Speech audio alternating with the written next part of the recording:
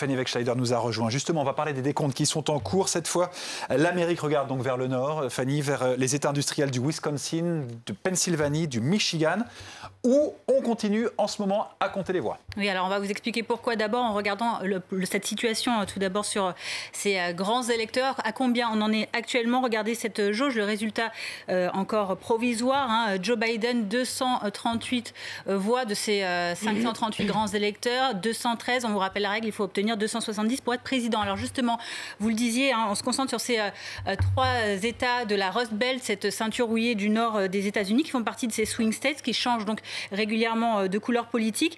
Ces chiffres, regardez, ils ne sont pas définitifs. Ce sont ceux de CNN et de New York Times notamment, sur ces dépouillements, donc toujours en cours. C'est tout l'enjeu de cette élection inédite. Le Wisconsin, on voit ces chiffres, 89% de dépouillement à l'heure actuelle. Il reste encore donc un dixième de bulletins à dépouiller. La situation qui a changé depuis quelques heures, puisque au départ, l'avantage était concédé à Donald Trump, et maintenant, vous le voyez, c'est Joe Biden qui le récupère à peine 18 000 voix. C'est vraiment très serré. En revanche, les deux autres États de cette Rust Belt, le Michigan, 16 grands électeurs, et la Pennsylvanie, 20 grands électeurs, eux, eh bien, ont dépouillé respectivement 79 et 74% de leurs bulletins.